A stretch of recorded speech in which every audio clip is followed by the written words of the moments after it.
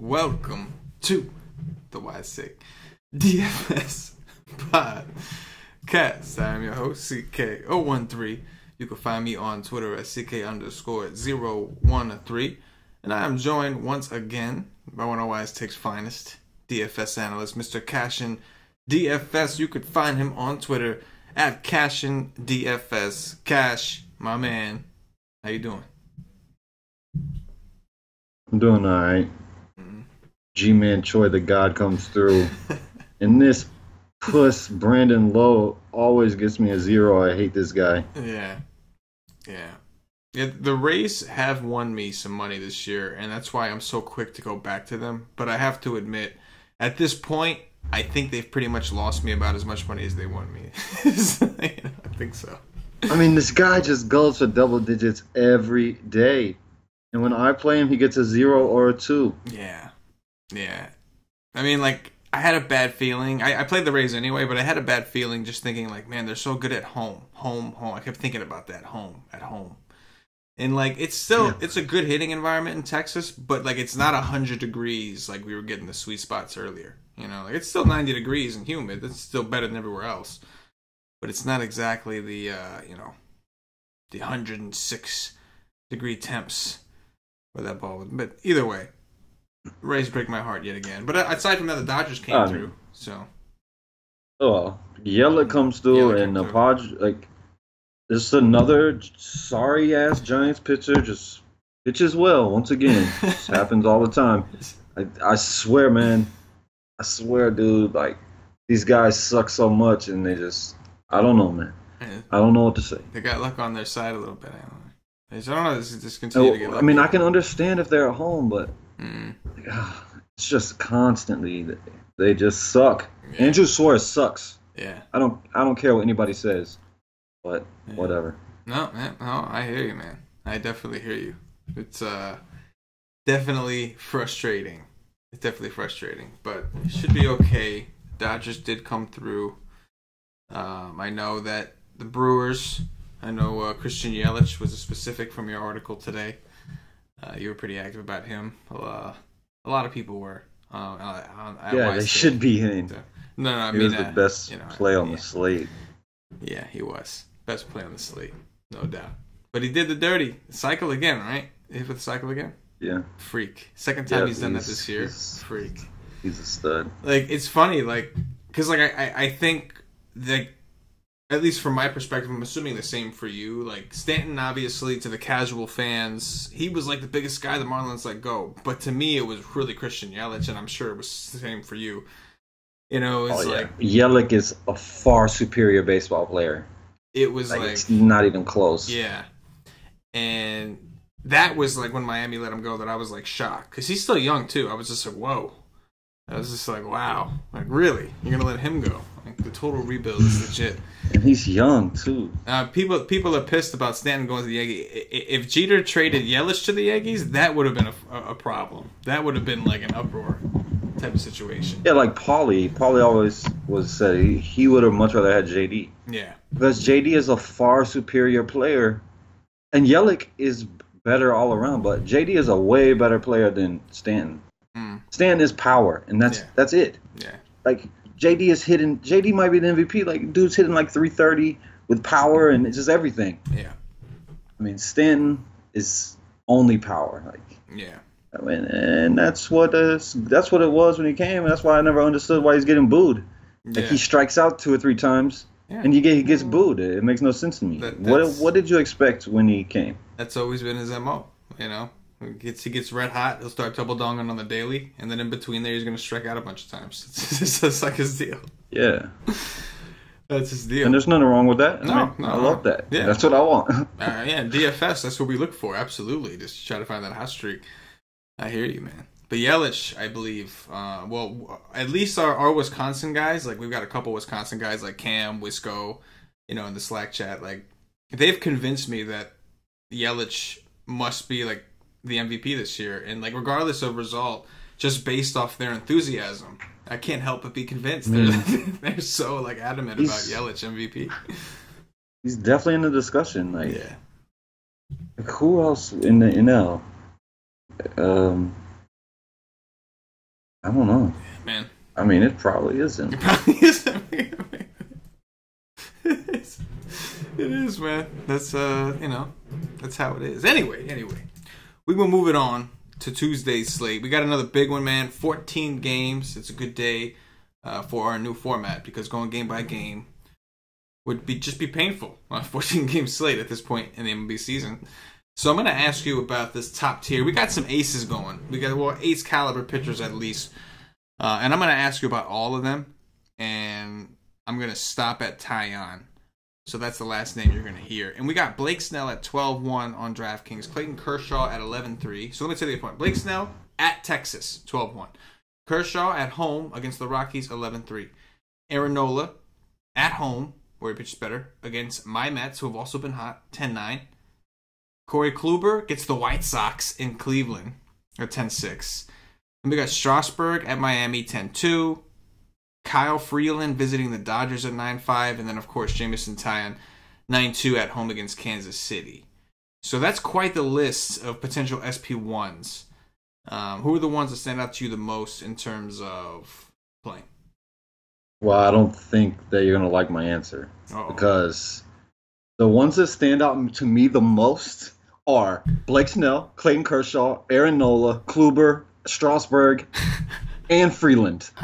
All of them. All of them stand out to me. I love every single one of them in their matchup. Oh, man, it's going to be an interesting day, man. Wow. Yeah. What is that? That's 1, 2, 3, 4, 5. It's top 6 pitchers on DK. I love all six of them in their matchup, in the situation. Do you like that answer? I do, man. I like the enthusiasm is what I like. Now I'm excited to dig in tomorrow and like really, really dig on these guys. Top of your head, you have a cash game lineup build. Who's it starting with from this list? Well, it's not going to be Blake Snell because he's in Texas. Mm-hmm. Oh man, it's tough. I love Kershaw against the Rockies, and Story left the game, so he's probably not going to play. He's 11-3. Colorado strikes out a ton. I love Nola against the Mets, but the Mets are swinging bats pretty well. Yeah, they've been pretty. But he's at home. Kluber against the White Sox. That's just massive upside, even though his K stuff isn't what it has been in the past. Right. I mean, Strasburg in Miami, you can save 1,000 on Strasburg in Miami, and that's a great park. But my favorite was probably Clayton Kershaw for cash. I would have to agree. And the next guy, if not Kershaw, I'd probably look at Kluber because it's the White Sox. But if I played Kluber and I got beat by Kershaw, I feel like enough of the field would also be on Kershaw that it would destroy me. So because of that fear, I think more people will select Kershaw because it is Kershaw, and I don't want to get beat by that. So I'd probably go with the herd on that. Tournaments, thinking from an ownership perspective. Oh, Blake Snell's my favorite. Yeah. Blake Snell. Because he's the most expensive. He's in Texas. Yeah. Glasnow was super low on today. I mean, I should have played it, but I only made one team. Yeah. And I just didn't need to do that.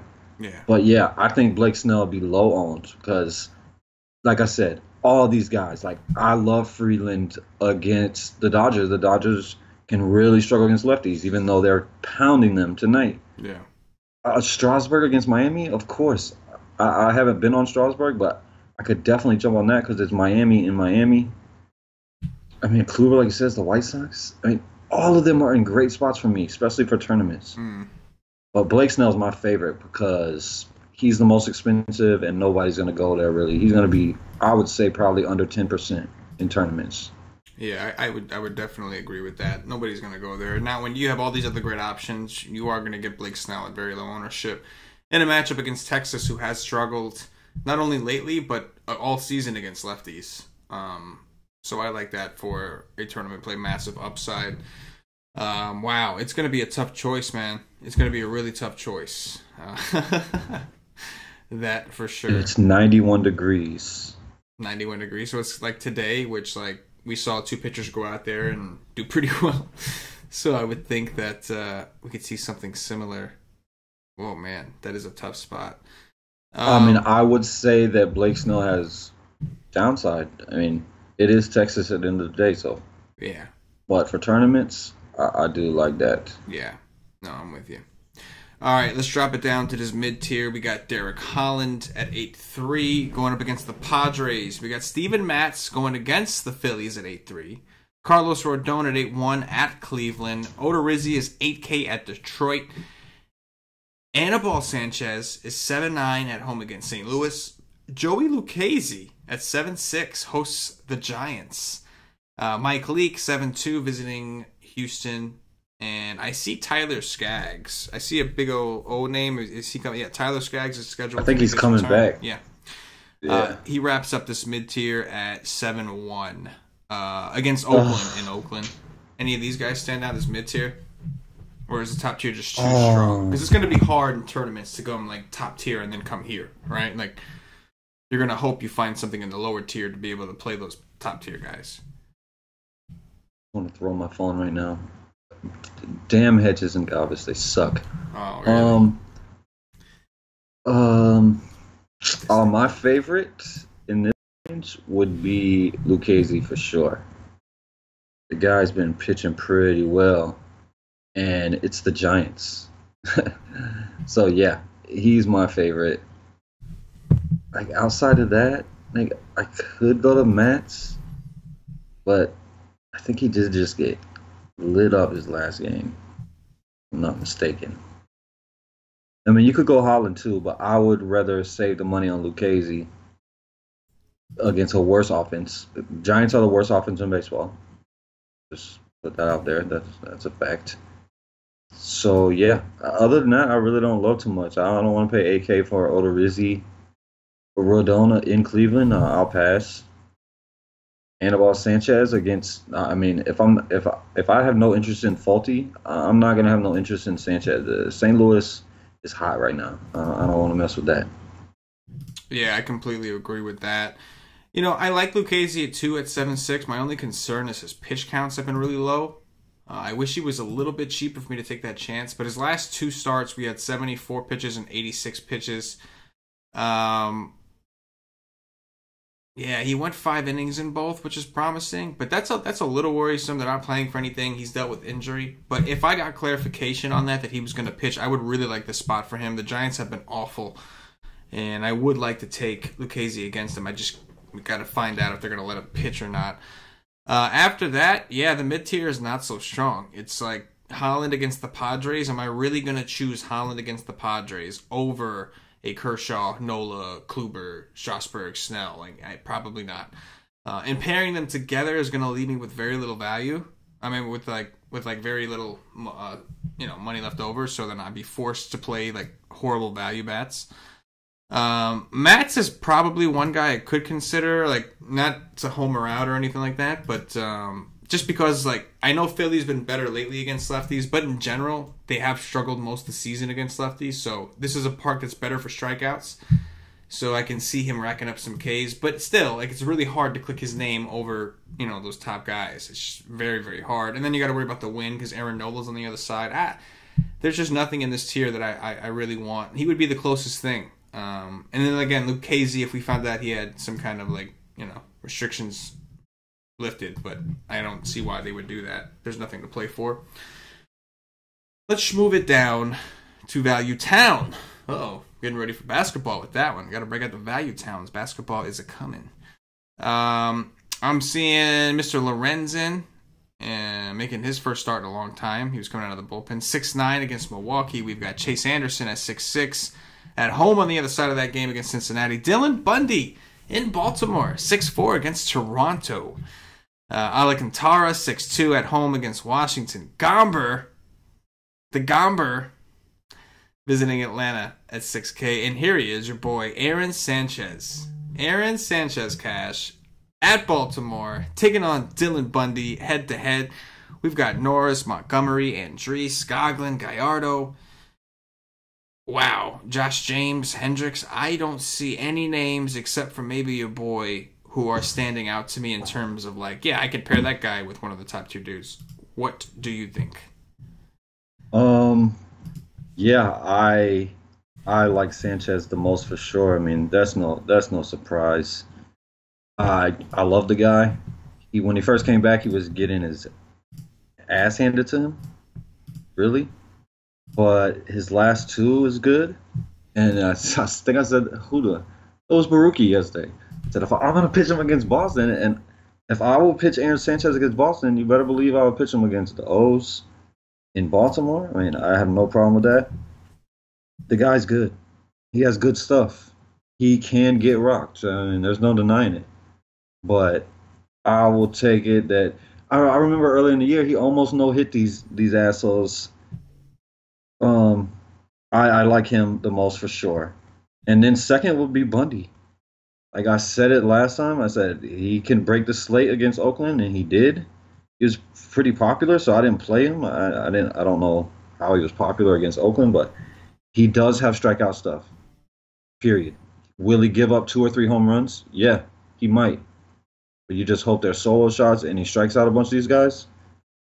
I don't think he's going to be high on today. I don't know how he got high on against Oakland, but it happened. And other than that, I really don't like nothing else. The next one would be maybe Montgomery, just because the D-backs suck balls. And, like, I should have liked Hendricks more today than I did. And he went out and pretty much dominated them. The D-backs, who was it? Well, it was Pena for the Angels, I think it was. Like, he struck out like 12. Well, anytime I could see an average pitcher strike out double-digit D-backs, I could go there. But Montgomery has no strikeouts, and he's a lefty. So, well, my biggest problem with Hendricks was that he pitched like 70-something pitches in 2 straight starts. Like that was my problem. I know. I mean, that was my problem with Ryu. Yeah, it's like. It's annoying. I don't know, man. If Hendricks, we talked about him last night. If Hendricks was a little cheaper, or if we knew he was going to get to pitch a full allotment of pitches, like we did talk about the matchup being good. His price was perfect. It was 7-7. We talked about this. It was your numbers. So like the reason, the main reason, I mean, you throw 74 pitches for no reason in 2 straight starts. How are we supposed to fucking know that you're ready to roll? But that's a situation where if you have multiple lineups, you have a little bit of an advantage because once you get to that 5th lineup, you start to get real risky. And you're not thinking about it. But you're right. Like, anytime there's a pitcher... See, I prefer righties against Arizona from a strikeout perspective. Because Nick Ahmed, like Ketel Marte, then these guys who normally strike out against righties, they don't really strike out much against lefties. So it kind of like... You know what I'm saying? Like, it just ruins things for me. But yeah, righties against Arizona with any kind of strikeout upside, we got to just, like... I mean, we got to try it going forward, right? Like... They're just striking out way too much. Way too much. I gotta how is Lorenzen 6'9" when he's gonna throw 30-something pitches? Yes, that's very confusing. Yes. Why is this guy not 4K? I mean, maybe they let him go like 50, but either way, why is he 6'9"? I don't know. I mean, I understand he's been pitching well out of the bullpen for the most part, but either way, like he's gonna throw at tops 50 pitches, and he's 6'9". He's not stretched out whatsoever. No idea. Crazy. Like, it's ugly, man. You're right. Bundy and Aaron Sanchez are like the only ones, man. It's really, really. They have tremendous. They have negative downside. Oh yeah. Oh yeah. Well, you know who I can consider actually. I could look at Daniel Norris. He's got a really good price tag, and outside of that, like. That last Houston game, which Houston's been mashing lefties, like he's been doing well enough, right? Like Yankees 18 in Yankee Stadium, that was impressive for a lefty. St. Louis, a red hot St. Louis team, he got 16, and now he gets Minnesota, like a team that we know isn't good against lefties. I could look at him, right? I would throw his name. I agree. He's probably safer for sure. Yeah.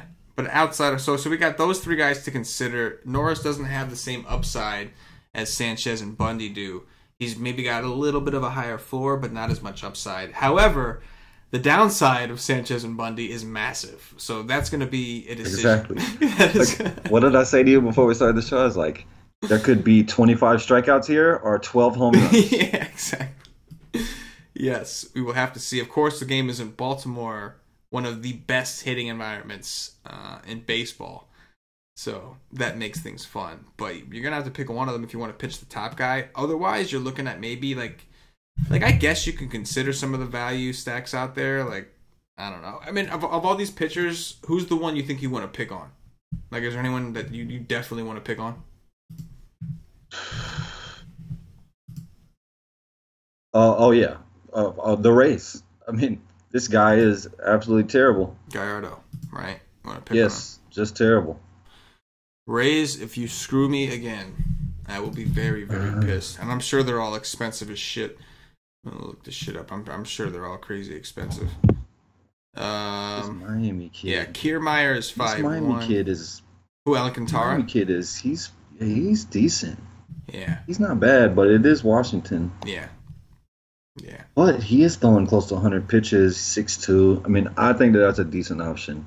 Yeah. But the next guy I probably want to stack against would be, I mean, Holland, Odorizzi, Cleveland against Rodon. I don't know. There's not a lot. Like, yeah. I mean, I don't want to stack the Angels in Oakland. No. That's a park downgrade for them. Yeah, that's not. I mean, Pittsburgh, they're just bad. I mean, Skoglund is bad, but Pittsburgh's bad. Yeah.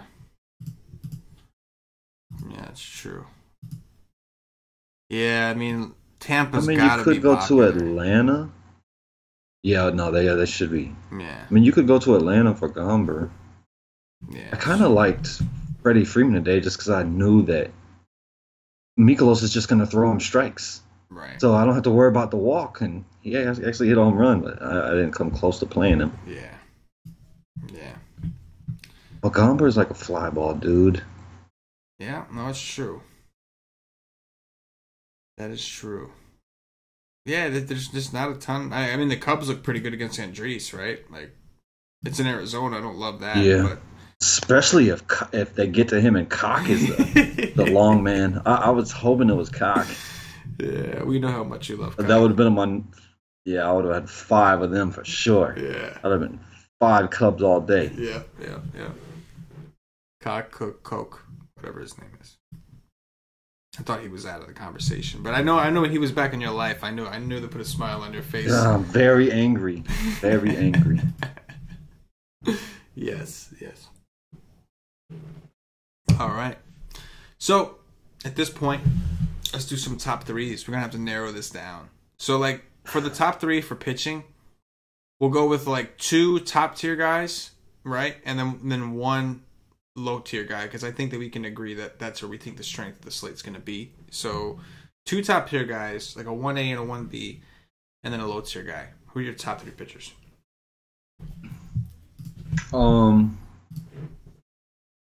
I'm gonna say Blake Snell and Freeland, the 2 I expect to be the lowest owned. Snell and Freeland just put almost a 30 against these Dodgers, and the time before that, a 20, like 2 27s in a row. Like, the Dodgers just can really struggle against lefties. The problem is that he's 9.5. Like, I would like it much more if he was in the 7K range. Yeah, or even the nobody's 8-5. gonna play him. Like, I'm expecting like 2% on Kyle Freeland tomorrow. Yeah, you're right. Nobody's gonna play him. Who's the third guy? Oh, it's Aaron Sanchez all day. All day. Every day. I knew it. All day. So if you go Snell, Aaron Sanchez, you got 4K per position after that, which I think is definitely doable. And then obviously if we go, I don't know why I got rid of Sanchez. If we go with him, and who'd you say? Freeland. I got 4-3. Freeland. 4.325. 4.3 and a quarter. You can make that work. So that's something you can definitely pull off. What if I pitch? Say I put Kluber and Freeland in there. What do I got? Like 3.5. Kluber and Freeland 3.7, 3.7, 37. So like you're reaching at this point. You're down in value town. I mean, I gotta get change. You know? Yeah. I think in cash games, I wouldn't be surprised to see people do this. Like double spend up and just punt and get as many studs as they can, like Stars and Scrubsy. I can see people try that in like cash games tomorrow. There's always like two lines of thinking. There's the people who go all the way up like this, and then there's some people who will take a Norris or a Sanchez or a Bundy and try to go the high-low. I like going the high-low. Trying to play the value, but it's just a pain in the ass. If I was going in cash low, I'd probably go to Norris. Yeah, I think so too. Right? Like I'm assuming that they're. Oh no, it's the Tigers, so maybe not. I would agree with that though. I would agree with that. You know what I'm saying? Like I don't think that he has negative downside. Like, even if he has a bad game, I would expect somewhere around a 10. Yeah. No, I think that's a realistic expectation. For sure. I think for me, I do like Blake Snell a lot, so I'm going to throw him as my top. And then for the second one, oh my god, it is so tough. I'd probably come down to... I gotta say... I don't want to say that. It's really hard, man. I guess I would stick with Kershaw. So, like, Snell and Kershaw. I mean, Nola I do like, but the Mets have been hitting well. Just not trying to mess with that. And like on top of that, Nola, Philly, they've been taken out early, too. Yes. I was just going to say, they've been babying the shit out of their pitchers. Like, everybody's getting pulled up to, like, 70, 80 pitches. So, like, that's a great point. Yes. So, my problem with Kluber, like, he's got the best matchup in terms of strikeouts, but you know what? I probably would go Kluber. So, I'll say Snell and Kluber for tournaments. Who do you think of those top 6 has the most downside? Like, I don't think it's Snell, even though he's in Texas. Like, he's just so good. Yeah, I would say Nola, right? Because he can get pulled early, and the Mets have been hot, so you can sort of see that. They got a lot of lefties, right? That's where you want to attack Nola. Then I guess I want to say Strasburg, only because we've seen him like struggle with his velocity a little bit lately. He's coming off a great game against Philly, don't get me wrong, but between there, he was kind of like... But I mean, then again, like, these are all guys... That's a good question, man.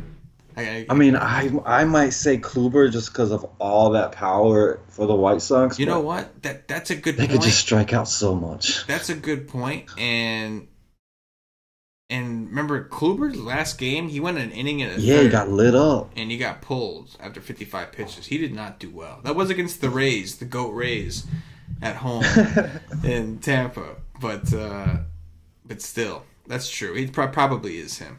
Damn it. Maybe I'm back to Kershaw.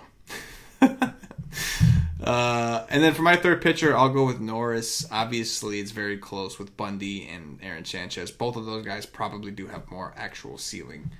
So that's something I got to consider.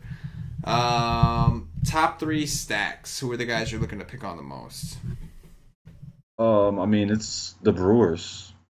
For me, again, against the bullpen. I don't expect Lorenzen to go very far, but I do think Lorenzen's pretty good.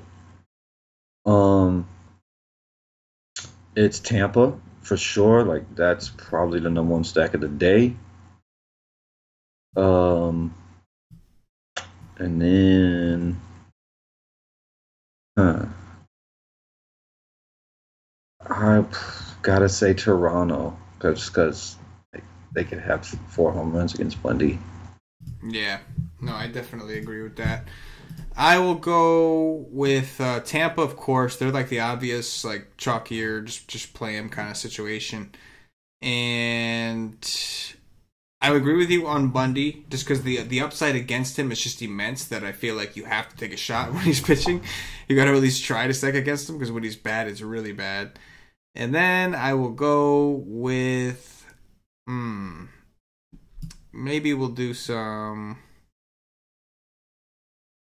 Chicago Cubs against Andres. The only reason that makes me nervous, I was hoping that's what he's going to say. Yeah, the only thing that makes me a little nervous is, like, Arizona's bullpen, like, not their long relievers, but their actual core bullpen is actually decent, at least according to their numbers.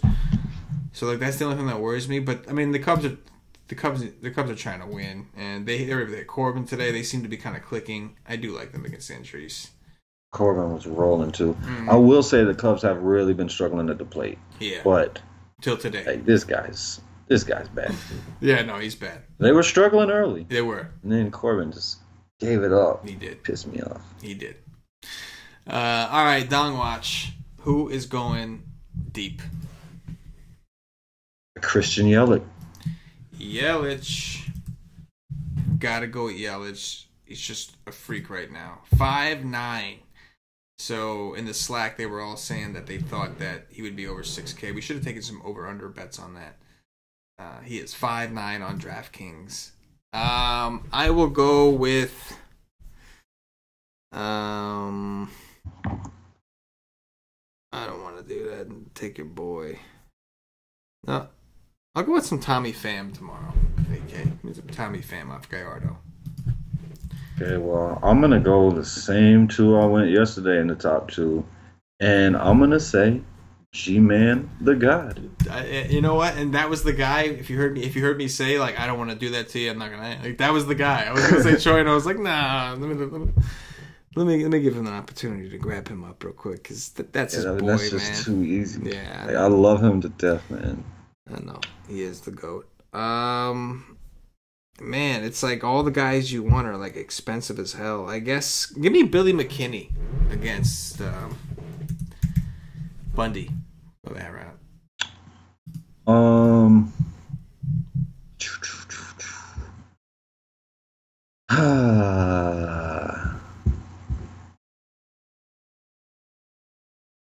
I will say Marcell Ozuna.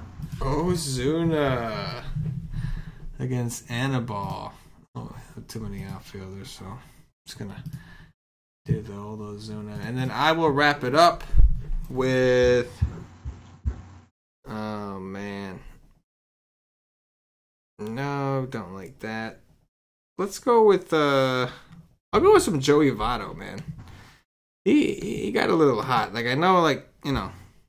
He had a little streak there where he was actually putting the ball over the fence. So, small park, Chase Anderson.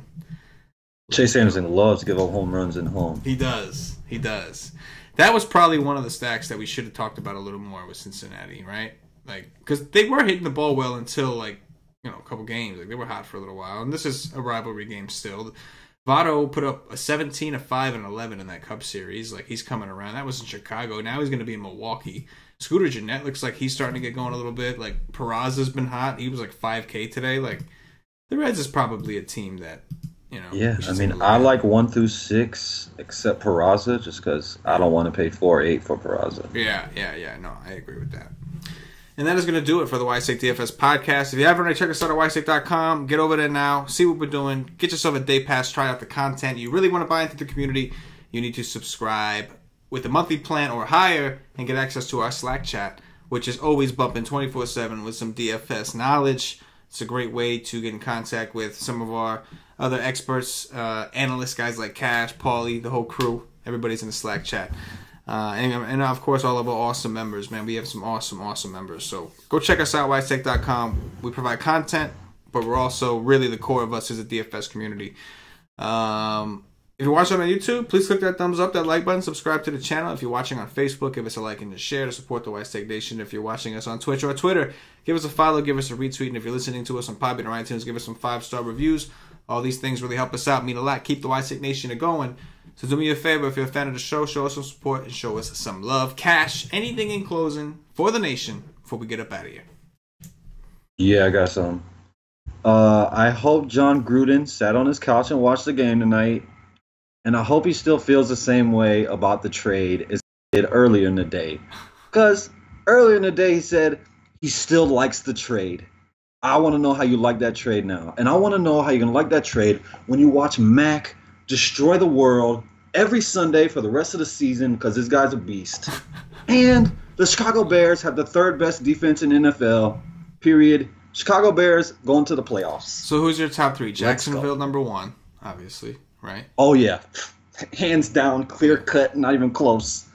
And then it's the Rams, because good God, they're good. Yeah. And then it's the Bears. I love to watch. I love defense.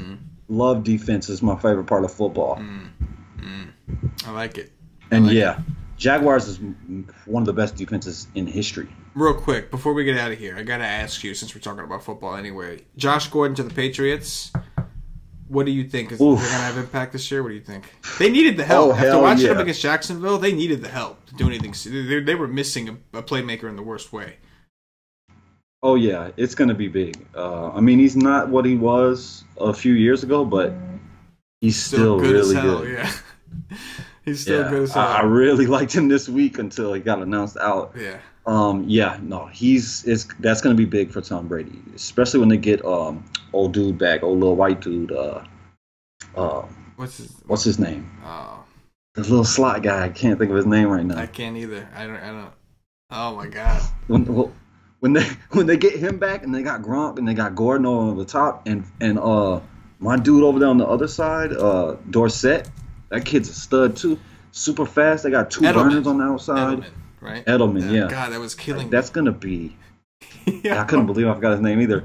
But that's gonna be big, man. Get 3 wide receiver sets with those 3, and then the beast of a man that's Gronk until he hurts his little P and is out for the rest of the year.